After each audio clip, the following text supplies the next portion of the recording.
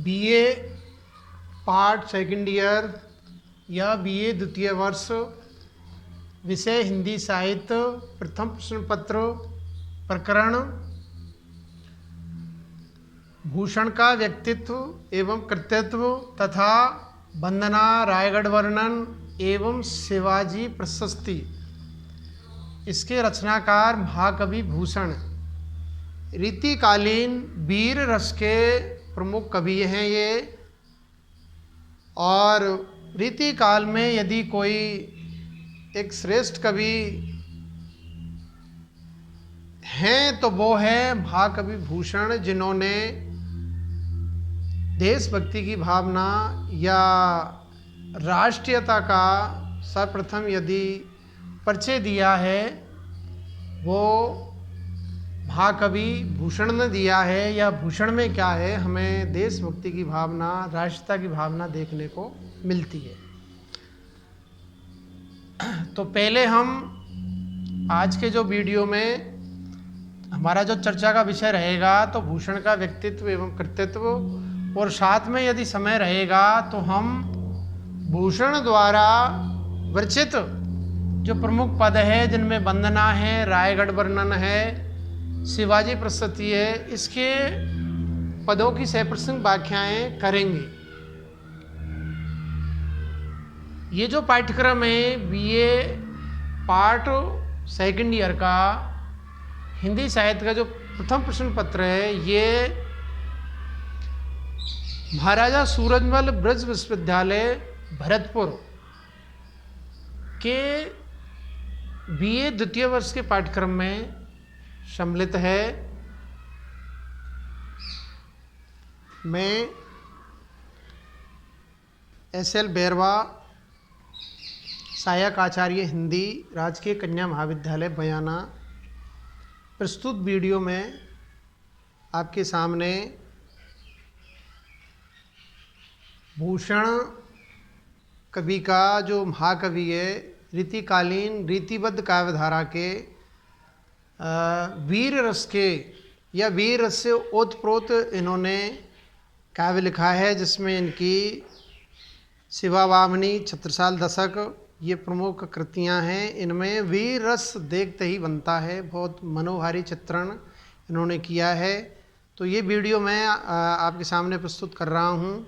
इससे पहले हमने केशवदास, बिहारी, देवदत्त देव आदि के पदों की सप्रसंग व्याख्याएं अब तक हमने कर ली है। आज से नया पाठ इस पाठ्य पुस्तक है रीतिकालीन काव्य का चौथा जो अध्याय है, महाकवि भूषण और भूषण के द्वारा विरचित जो काव्य रचनाएं हैं, उनमें से जो चुनिंदा प्रमुख अंश या प्रमुख पद लिए गए हैं, उनकी हम सप्रसंग व्याख्या करेंगे। तो पहले हम भूषण का व्यक्तित्व और कृतित्व के बारे में हम चर्चा करेंगे। इसके उपरांत यदि समय रहेगा तो इनके पदों की सप्रसंग व्याख्याएं करेंगे। छात्राएं व्याख्या करते समय चार बातों का हर समय ध्यान रखें। नंबर 1 संदर्भ, नंबर 2 प्रसंग, नंबर 3 भावार्थ या सरल अर्थ, नंबर 4 कलात्मक सौंदर्य, विशेष टिप्पणी या काव्य सौंदर्य या साहित्यिक सामाजिक जो विश्लेषण होता है पद का, उसको अवश्य लिखें। तो प्रस्तुत वीडियो को पढ़ने या इसको देखने और सुनने के उपरांत छात्राएं इसको लाइक करें, कमेंट करें, सब्सक्राइब करें। लाइक, सब्सक्राइब और कमेंट छात्राएं तभी कर पाएंगी जब प्रस्तुत वीडियो को ध्यान से देखेंगी, सुनेंगी, इसका बारीकी से गौर से इसका विवेचन विश्लेषण करेंगी, तभी जाकर के यदि वीडियो में कोई त्रुटि है तो उसको देख पाएंगी और मेरा ध्यान आकृष्ट कर पाएंगी। तो महाकवि भूषण रीतिकाल में 3 काव्यधाराएं प्रभावित हुई थी, प्रचलित हुई थी। उनमें नंबर 1 रीतिबद्ध काव्यधारा। रीतिबद्ध काव्यधारा के जो प्रमुख कवि है उसमें केशवदास, मतीराम, भूषण देवदत्त देव, पद्माकर, चिंतामणि आदि हम कवियों को रख सकते हैं, जिसमें देव और केशवदास को हमने पढ़ लिया है। अब तीसरा या वैसे संख्या में चौथा जो कवि है वो महाकवि भूषण हैं। इनके दो भाई और थे, मतीराम और चिंतामणि, वो भी कवि थे। बहुत ही प्रतिभाशाली कवि थे भूषण। महाकवि भूषण का जन्म संमत 1670 में हुआ था इनका जन्म, और मृत्यु संमत 1772 विक्रम संमत में हुई थी। इनके पिता का नाम पंडित रत्नाकर त्रिपाठी था। इनके भाई चिंतामणि और मतीराम भी रीति काल के उत्कृष्ट कवि हुए हैं, वो भी प्रतिभाशाली या प्रमुख कवि हैं। इनका वास्तविक नाम अज्ञात है। भूषण की उपाधि उन्हें चित्रकूट के सोलंकी राजा रुद्र द्वारा प्राप्त हुई थी। ये छत्रपति शिवाजी के आश्रित कवि थे। महाराज छत्रपति शिवाजी के ये दरबारी कवि थे। वैसे देखा जाए तो रीतिकाल के लगभग सभी कवि दरबारी कवि थे, और उनकी प्रशंसा में उन्होंने पर्याप्त काव्य रचना की है। पन्ना नगरी के महाराज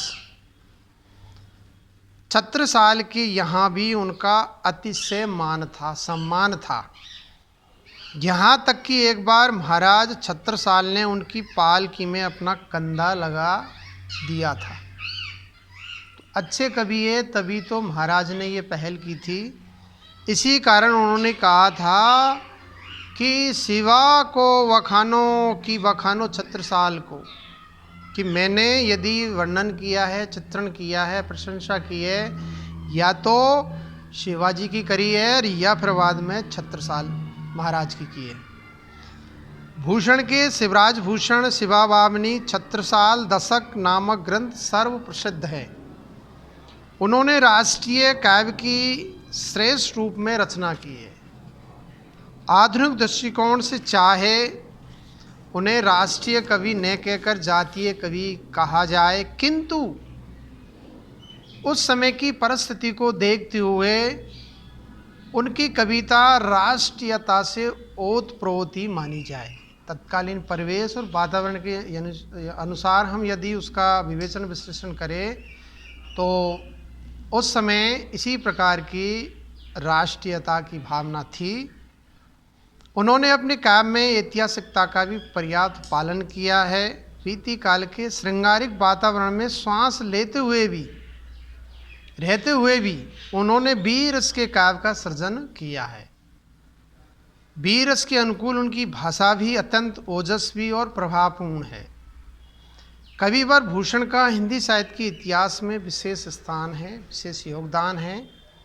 उनके काव्य का महत्व सबसे अधिक इस बात में है कि उन्होंने उसकी रचना उस समय की जब अन्य कवि श्रृंगार रस की कविताएं लिख रही थी, लेकिन इन्होंने वीर रस की कविताएं लिखी।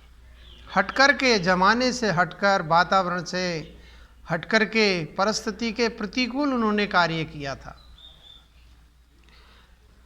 उनके अतिरिक्त कविवर लाल और शूदन ने भी रीति काल में वीर रस का ही काव्य लिखा है, लेकिन वो जो हमें वीर रस का जो सांगोपांग वर्णन जो भूषण में देखने को मिलता है, वो लाल कवि और शूदन कवि में देखने को नहीं मिलता है। इस प्रकार इन कवियों को नवीन भावों को उपस्थित करने का गौरव प्राप्त है। इनमें भूषण का प्रमुख स्थान है, जहां उन्होंने वीर रस का काव्य लिखकर रीति काल के अन्य कवियों के सामने आदर्श उपस्थित किया है। वहाँ शिवराज भूषण के रूप में अलंकार ग्रंथ की रचना द्वारा अपने युग के कवियों की रीति परंपरा में भी भाग लिया। भूषण की रचनाओं में रस संसार की दृष्टि से शिवावामनी और छत्रसाल दशक का अधिक महत्व है। नामों के अनुसार इनमें से प्रथम काव्य में 52 छंद तथा द्वितीय काव्य में 10 छंद होने चाहिए, किंतु इस समय प्राप्त होने वाली प्रतियों में दोनों ही काव्य अधिक छंदों से युक्त है। इन छंदों की रचना स्वतंत्र रूप से की गई है, अतः इनमें रस के समावेश में किसी प्रकार की बाधा नहीं होने पाई है। इन दोनों काव्यों में क्रमशः महाराज शिवाजी और महाराज छत्रसाल की वीरता का बहुत अच्छा वर्णन किया गया है। शिवराज भूषण की रचना में भूषण को इतनी सफलता नहीं मिली। इसका कारण यह है कि उन्होंने इस काव्य को हृदय की प्रेरणा से नहीं लिखा था। यह एक अलंकार ग्रंथ है, अतः इसमें अलंकारों के लक्षण और उदाहरण देने में प्रतिभा दिखलाई गई है। उनके द्वारा उपस्थित किए गए लक्षण साधारण हैं और उन्होंने इस क्षेत्र में कोई विशेष मौलिकता नहीं दिखाई है। इस प्रकार अलंकारों के उदाहरणों में भी काव्य सौंदर्य का पर्याप्त अभाव रहा है। इन उदाहरणों में उन्होंने सर्वत्र महाराज शिवाजी की वीरता का वर्णन किया है, किंतु उनमें प्राय भावों का उचित प्रभाव नहीं मिलता है। लेकिन फिर भी इनकी दोनों ही कृतियाँ उत्कृष्ट है, अच्छी है। अब हम देखते हैं भूषण के काव्य में राष्ट्रीयता, देशभक्ति की भावना किस हद तक हमें देखने को मिलती है। भूषण के काव्य में राष्ट्रीयता की खोज करने से पहले राष्ट्रीयता के स्वरूप को समझ लेना आवश्यक है कि क्या होती है राष्ट्रीयता। राष्ट्रीयता से हमारा तात्पर्य संपूर्ण राष्ट्र के विकास के लिए किए गए विविध कार्यों से है। इस समय कुछ विद्वान भूषण को राष्ट्रीय कवि मानते हैं और कुछ इसका विरोध करते हैं। उन्होंने राष्ट्रीय कवि न मानने का कारण यह है, उन्हें यानी भूषण को राष्ट्रीय कवि न मानने का कारण यह है कि इस समय राष्ट्रीयता का अर्थ बदल गया है। पहले अलग था, आज उसके मानदंड अलग है। मध्ययुग में हिंदू धर्म की व्यापकता के कारण हिंदुत्व की रक्षा को ही राष्ट्रीय कार्य माना जाता था। वर्तमान युग में राजनीतिक तथा सामाजिक परिस्थितियों में परिवर्तन आने के कारण हिंदुओं और मुसलमानों की एकता द्वारा राष्ट्रीयता के क्षेत्र का पर्याप्त विस्तार हुआ है। अतः भूषण के काम में राष्ट्रीयता की खोज नवीन दृष्टि के स्थान पर मध्ययुग की राष्ट्रीय दृष्टि से ही की जानी चाहिए। काव्य में राष्ट्रीयता के समावेश के लिए कवियों को अनेक आवश्यकताओं को पूर्ण करना होता है। इसके लिए उन्हें अपने काव्य में राष्ट्र के सामाजिक राजनीतिक विकास की इच्छा व्यक्त करनी चाहिए। इसके साथ ही जो व्यक्ति राष्ट्रीय विकास के लिए कार्य करते हैं उनकी प्रशंसा भी राष्ट्रीय काव्य में की जानी चाहिए। इस प्रकार के काव्य कवि को राष्ट्र की भौगोलिक सीमाओं में निवास करने वाली प्रत्येक जाति के प्रति सद्भावना प्रकट करते हुए उसके प्रति द्वेष भाव का त्याग कर देना चाहिए। आधुनिक युग में राष्ट्रीय काव्य में इन तीन बातों के समावेश को आवश्यक माना जाता है। भूषण के काव्य की आलोचना करते समय हिंदुत्व को राष्ट्रीयता का प्रतीक मानने पर हम देखते हैं कि उन्होंने अपने काव्य में हिंदुत्व को राष्ट्रीयता का प्रतीक मानने पर देखते हैं कि उन्होंने अपने काव्य में हिंदुओं के सामाजिक राजनीतिक विकास की सर्वत्र कामना की है। सामाजिक और राजनीतिक विकास। इसी प्रकार उस युग में हिंदुत्व के प्रमुख सचेतकों महाराज शिवाजी, महाराज छत्रसाल के यश का भी उन्होंने भरपूर वर्णन किया है। उन्होंने अपने काव्य में हिंदुओं के सामूहिक कल्याण को आवश्यक मानते हुए विदेशी शासन के भार से मुक्त होने की इच्छा प्रकट की है। अतः यह स्पष्ट है कि मध्ययुग की राष्ट्रीय दृष्टि के अनुसार हम भूषण के काव्य को राष्ट्रीयता से युक्त मान सकते हैं, इसमें कोई दो राय नहीं। कविवर भूषण ने अपने काव्य में वीर रस को मुख्य स्थान प्रदान किया है। इस रस के सहायक रसों के रूप में उन्होंने भयानक और रौद्र रस का प्रयोग किया है। वीर रस के सहायक रस है रौद्र और भयानक। उनके काव्य में वीर रस के सभी अंग प्राप्त होते हैं और वीर रस का स्थायी भाव उत्साह, स्थायी भाव उनके काव्य में सर्वत्र व्याप्त रहा है। हिंदी में वीर काव्य की रचना करने वाले कवियों में उनका महत्वपूर्ण स्थान है। इसी प्रकार महाराज शिवाजी और महाराज छत्रसाल से संबंधित साहित्य की रचना करने वाले लेखकों में उनका सर्वश्रेष्ठ स्थान है। कला पक्ष की दृष्टि से भूषण ने अपने काव्य की रचना ब्रज भाषा में की है।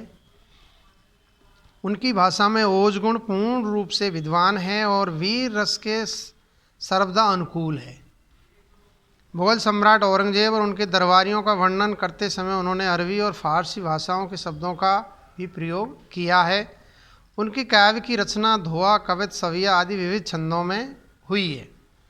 अलंकारों का प्रयोग करते समय उन्होंने स्वाभाविकता, कृत्रिमता दोनों का ही परिचय दिया है। संक्षेप में हम कह सकते हैं कि काव्य शिल्प की दृष्टि से भूषण का काव्य साधारणतः सफल ही है। आगे हम उनकी काव्य शक्ति के विषय में कविवर वियोगी हरि की वीर सत्साई से दो धोओं को उपस्थित कर इनका जो व्यक्तित्व और कृतित्व है उसको हम समाप्त करते हैं। शिवा सुजस सरसिज सुरस, शिवा सुजस सरसिज सुरस, मधुकर मत अनन्य, रस भूषण भूषण सुकवि, भूषण भूषण धन्य। अगला धोआ, किधो इंद्र को वज्र के प्रलय कृशानु अमंद, किधो रुद्रण चंड चखु कवि भूषण को छंद। तो कहने का तात्पर्य भूषण के काव्य में वीर रस की अच्छी निष्पत्ति हुई है और वीर रस का सांगोपांग चित्रण भूषण ने अपने काव्यों में विशेषकर शिवावामनी और छत्रसाल दशक में अच्छा चित्रण किया है। अब हम भूषण द्वारा रचित प्रमुख जो काव्य ग्रंथ है उनमें से चुनिंदा पदों को हमारे पाठ्यक्रम जो रीतिकालीन काव्य है उसमें संकलित किया गया है। तो नंबर 1 सर्वप्रथम हम भूषण की जो वंदना है उसको देखते हैं, उसको पढ़ते हैं। वंदना किस प्रकार उन्होंने की है।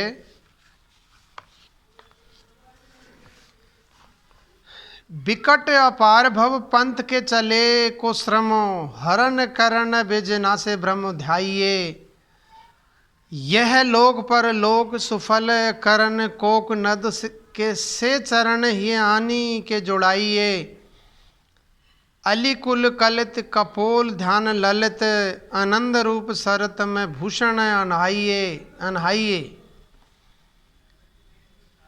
पात तरु भंजन विघन गढ़ गंजन, जगत मन रंजन द्वय रद मुखो गाइये। अब हम प्रस्तुत पद्यांश की 4 जो व्याख्या के चरण होते हैं, 4 सोपान होते हैं, उसके आधार पर इसकी हम सप्रसंग व्याख्याएं करेंगे। तो नंबर 1 इसका संदर्भ, नंबर 2 प्रसंग, नंबर 3 भावार्थ या सरल अर्थ और नंबर 4 इसका कलात्मक सौंदर्य या काव्य सौंदर्य या इस पद में विशेष क्या है, इस पर टिप्पणी क्या हो सकती है। ये 4 इसके सोपान होते हैं व्याख्या के, उनके आधार इसकी हम समीक्षा करते हैं, विवेचन विश्लेषण करते हैं। तो प्रस्तुत पद्यांश हमारी पाठ्यपुस्तक रीतिकालीन काव्य में संकलित रीतिकाल के वीर रस के प्रसिद्ध कवि भूषण द्वारा रचित है, उद्धृत है, उनके प्रमुख पदों से लिया गया है। और अब इसका प्रसंग देखते हैं। प्रस्तुत पद में भूषण ने ईश्वर वंदना की गई है, इसमें ईश्वर की, यानी भूषण ने अपने जो आराध्य देव है गणेश की वंदना की है इसमें। या यूँ कह सकते हैं कि किसी कार्य को प्रारंभ करने से पहले हम स्तुतिगान करते हैं, वंदना करते हैं। सर्वप्रथम श्री गणेश करने से पहले महाराज गणेश का हम नाम स्मरण करते हैं। तो ये पद गणेश वंदना से संबंधित है। विशेष रूप से गणेश की स्तुति करते हुए कवि कह रहे हैं। इसका भावार्थ देखते हैं। कि संसार सागर बड़ा विचित्र है। यहाँ अनेक प्रकार की सांसारिक बाधाएं आती जाती रहती है। संसार की यात्रा पर चलने वाले व्यक्ति को बहुत परिश्रम करना पड़ता है। बिना परिश्रम के इस जीवन यात्रा को पार करना बहुत कठिन है। कवि का कथन है कि संसार रूपी मार्ग पर चलते हुए जो थकावट की अनुभूति होती है, उसे दूर करने वाले पंखे के समान कान वाले गणेश जी ही हैं। अतः मैं उन्हें प्रणाम करता हूँ। ये लोक और परलोक को सफल करने में अर्थात सिद्ध करने में पूरी तरह से समर्थ है। इनके पैर लाल कमल के समान हैं और उनका सौंदर्य हमारे हृदय को आकर्षित करता रहता है। अथवा यह भी कह सकते हैं कि लाल कमल के समान चरणों वाले गणेश जी का ध्यान करके हमारा हृदय शीतलता प्राप्त करता है। इनकी कपोलों पर जो सौंदर्य है, उस सौंदर्य से प्रभावित होकर भौरों के झुंड इनके गंड स्थल के चारों ओर मंडराते रहते हैं। गजमुख होने से कनपटी के पास मद झरता रहता है। वास्तव में गणेश जी ही पाप रूपी वृक्ष को दूर करने वाले हैं, विघ्न रूपी किलों को तोड़ने वाले हैं, अर्थात विघ्नों का निवारण करने वाले हैं। इतना ही नहीं, ये अपने भक्तों का हृदय प्रसन्न करने वाले हैं। और हाथी के मुख के समान मुख वाले अर्थात छवि वाले गणेश जी का मैं गुणगान करता हूँ। स्पष्ट शब्दों में कवि भूषण कह रहे हैं कि ऐसी छवि से मंडित सौंदर्य वाले गणेश जी को श्रद्धा के साथ मैं नमन करता हूँ, सरोधार्य करता हूँ। तो ये इसका सरल अर्थ हो गया, भावार्थ हो गया। अब इसमें क्या खास है, तो इस पर टिप्पणी या इस पर इसका काव्य सौंदर्य को देखते हैं। इस पद्यांश में घनाक्षरी छंद का प्रयोग हुआ है। इसके साथ ही पद्यांश के प्रारंभ में आया विकट शब्द कुछ स्थानों पर अखत के रूप में भी आया है। गंभीरता से देखें तो स्पष्ट लगता है कि अखत और विकट दोनों ही शब्दों की व्यंजना एक जैसी है। लोक परलोक, अलीकुल, कलित कपोल, मनोरंजन, पाप तरु भंजन जैसे प्रयोग न केवल कवि की प्रतिभा के परिचायक है, अपितु पदमैत्री नाद सौंदर्य के भी द्योतक हैं। इन प्रयोगों से संपूर्ण घनाक्षरी छंद में अतिरिक्त सौंदर्य आ गया है। वीर रस के कवि भूषण की कलम से लिखे गए ऐसे भावात्मक छंद उनकी प्रतिभा के द्योतक है, इसमें कोई दोहराया नहीं है।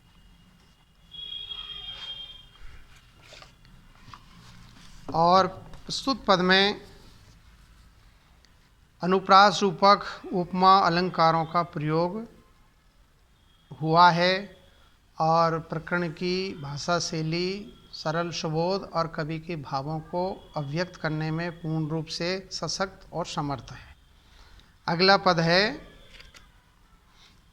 जापर।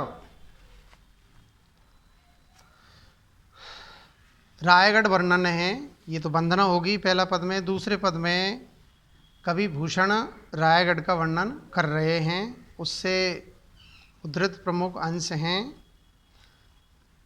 पहले पद को पढ़ते हैं।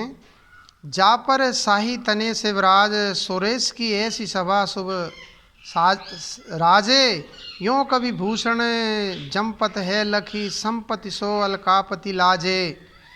जामति तीनों लोक की दीपति, ऐसो बड़ो गढ़ राज विराजे, बारी पताल सी माची मही, अमरावती की छवि ऊपर छाजे। तो हम 4 सोपानों के आधार पर प्रस्तुत पद्यांश की सप्रसंग व्याख्या करते हैं। तो नंबर 1 प्रस्तुत पद्यांश का संदर्भ देखते हैं। तो प्रस्तुत पद्यांश हमारी पाठ्य पुस्तक रीतिकालीन काव्य में संकलित वीर रस के कवि भूषण द्वारा रचित रायगढ़ वर्णन शीर्षक से उद्धृत है, अवतरित है। अब इसका हम प्रसंग देखते हैं। प्रस्तुत पद में महाकवि भूषण रायगढ़ की शोभा और वैभव का अकूत वैभव है उसका वर्णन प्रस्तुत पद में कर रहे हैं। तो ये इसका प्रसंग हो गया। अब इसका हम भावार्थ देखते हैं। कवि प्रस्तुत पद में कवि वर्णन करता है कि रायगढ़ में महाराज शिवाजी की राजसभा ऐसी सुंदर भव्य शोभायमान होने लगी जैसे देवराज इंद्र की सभा की शोभा होती है। यानी इंद्र का जो सिंहासन है उससे कहीं बेहतर महाराज शिवाजी का सिंहासन है, उनका राजमहल है, भव्य महल है। कवि भूषण कहते हैं कि वहाँ पर शिवाजी की संपत्ति इतनी अधिक है कि उसे देखकर धनपति कुबेर भी लज्जित हो जाता है। वह रायगढ़ इतना विस्तृत विशाल है कि उसमें तीनों लोकों की दीप्ति, प्रकाश, वैभव, ऐश्वर्य की चमक व्याप्त दिखाई देती है। वह गहराई में पाताल के जल तक और ऊपर धरती की आधार भूमि के रूप में ऐसी लगती है जैसे इंद्र की नगरी अमरावती की शोभा दिखाई देती है। आस यह है कि शिवाजी का रायगढ़ का दुर्ग सब तरह से वैभव संपन्नता से युक्त है। अब इसका हम काव्य सौंदर्य देखते हैं। रायगढ़ के वैभव के वर्णन से कवि ने शिवाजी के प्रताप की वंदना की है कि इतना बड़ा इनका साम्राज्य है, इनका सिंहासन है, तो ऐसे ही प्रतापी ये राजा होंगे। शाही तने से भी शिवराज को श्रेष्ठ शासक बताया गया है और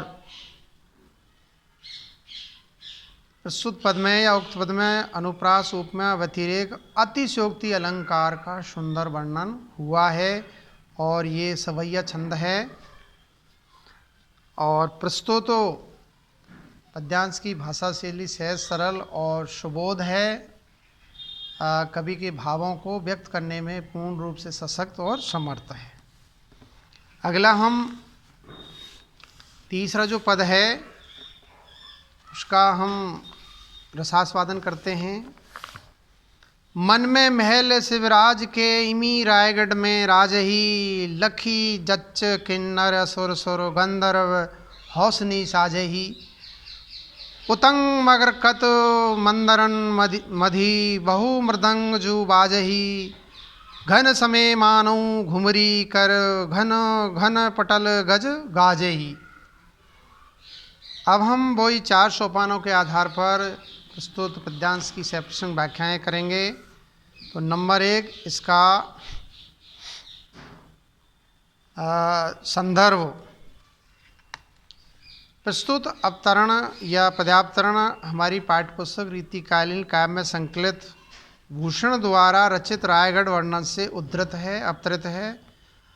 और इसका प्रसंग, इसमें रायगढ़ दुर्ग की शोभा, वैभव संपन्नता का यहाँ कवि वर्णन कर रहे हैं। अब इसका भावार्थ देखते हैं। प्रस्तुत सवैये के अंतर कवि भूषण ने रायगढ़ के किले का वर्णन किया है और उसकी प्रशंसा करते हुए कहा है कि रायगढ़ के महल मणियों से निर्मित है, मणियों और रत्नों से जड़े हुए शिवराज के महल रायगढ़ में असीमित शोभा पा रहे हैं। ये इतने आकर्षक है कि इन्हें देखकर यक्ष, किन्नर, गंधर्व, देवता, दैत्य सभी उमंगित है, हर्षित है और उत्साहित होकर प्रसन्नता का अनुभव कर रहे हैं। इन महलों को देखकर सभी के मन में एक आदर मिश्रित प्रेम का भाव उत्पन्न हो रहा है। पन्ने आदि से जड़े हुए ऊंचे ऊंचे महल में मृदंग और बाजे आदि बज रहे हैं। उनका घोर सुर ऐसा प्रतीत हो रहा है मानो वर्षा ऋतु में घने बादलों का समूह सघन गर्जना कर रहा है। तो ये इसका भावार्थ हो गया। अब इस पर टिप्पणी या इसका काव्य सौंदर्य देखते हैं। रायगढ़ के मणियुक्त महलों का वर्णन अलंकारिक शिल्प में किया गया है। इस वर्णन में कवि की कल्पना क्षमता को देखा जा सकता है। इस हरि गीत में अनुप्रास, उपमा के साथ साथ उत्प्रेक्ष अलंकार का भी सुंदर और आकर्षक प्रयोग हुआ है। पद्यांश की तीसरी पंक्ति में ध्वन्यार्थ व्यंजक शब्दों के प्रयोग से वर्णन आकर्षक बन पड़ा है। यूँ पूरे पद्यांश में अतिशयोक्ति अलंकार का प्रयोग हुआ है।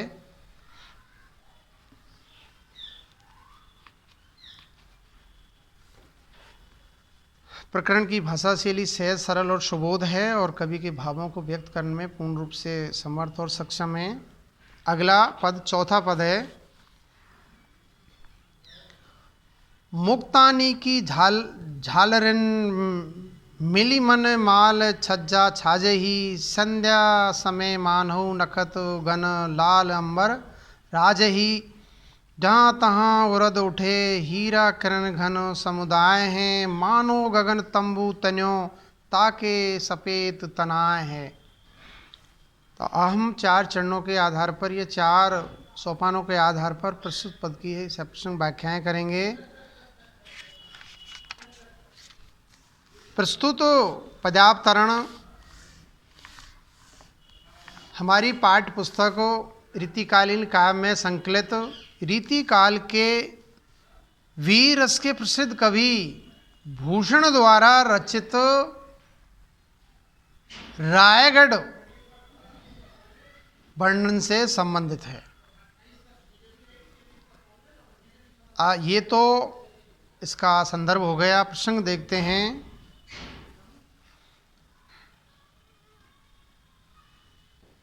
प्रस्तुत पद में महाकवि भूषण रायगढ़ की शोभा का, सुषमा का, सौंदर्य का मनोहारी वर्णन चित्रण कर रहे हैं।